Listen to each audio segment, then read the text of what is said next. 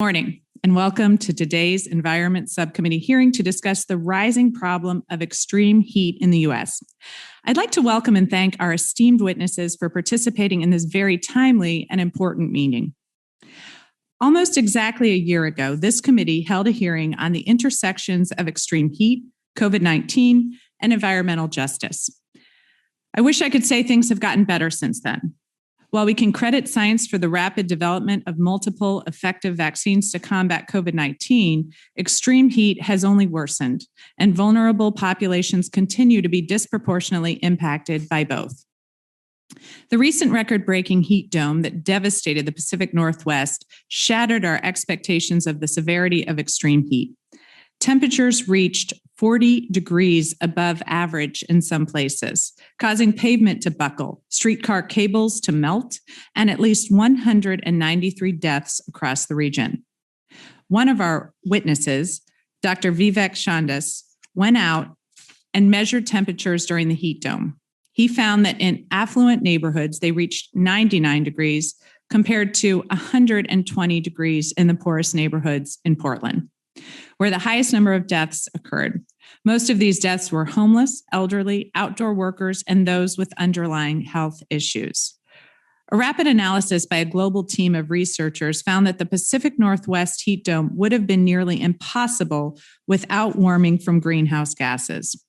This analysis also showed that 2 degrees Celsius of warming would likely cause severe heat events like this one to occur every 5 to 10 years, instead of once every 1,000 years. NOAA research also predicts that generational heat waves could become annual events.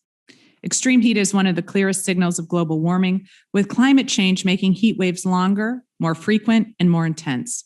Extreme heat often occurs alongside drought, wildfires, and other climate-fueled disasters.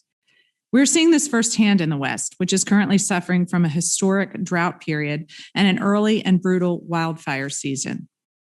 In addition to extreme heat events worsening, average temperatures are also on the rise across the U.S., with some regions warming faster than others. Close to my district in New York City, temperatures have gone up 3.3 degrees Fahrenheit on average since the advent of satellite observations in the 1960s. The number of days per year in New York City with a heat index of 90 degrees is predicted to increase from 16 to 51 by mid-century, with no action to combat greenhouse gas emissions, according to a report by the Union of Concerned Scientists. Climate change is causing nights to warm even faster than days across most of the U.S. This is particularly alarming for human health risks, as cooler nighttime conditions usually provide relief from a hot day, especially for those without air conditioning. We need to also consider that cities are even more susceptible to extreme heat and hot nights than rural areas because of the built environment and lack of vegetation. Surfaces like pavement, asphalt, and rooftops absorb and re-emit heat. This creates urban heat islands and causes temperatures to be up to 10 degrees higher than surrounding areas. As extreme heat ramps up in the U.S., so too will heat-related illnesses and deaths. Extreme heat is the deadliest natural disaster, killing more people than floods, tornadoes, and other extreme weather events combined. The CDC officially reports that heat kills more than 600 Americans a year, but other studies point to this being a severe undercount. The number may be as high as 12,000 heat-related deaths in the U.S., with communities of color and low-income communities most at risk. The harmful effects of extreme heat to human health stresses our public health system. It also widens gaps in equity and leads to losses in worker productivity, costing our economy billions. Sectors such as agriculture and utilities are also vulnerable.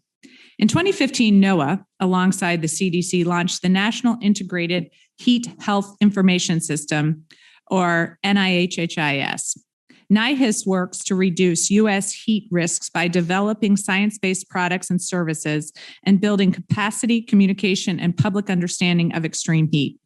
NIHIS also collaborates with other federal agencies and with city and state decision makers to co-produce actionable information needed to inform their planning process. Additionally, the National Weather Service has updated heat indices and heat watches, warnings, and advisories. NWS has also devised a prototype heat risk forecast to better communicate heat risk for specific locations and identify the most at-risk groups.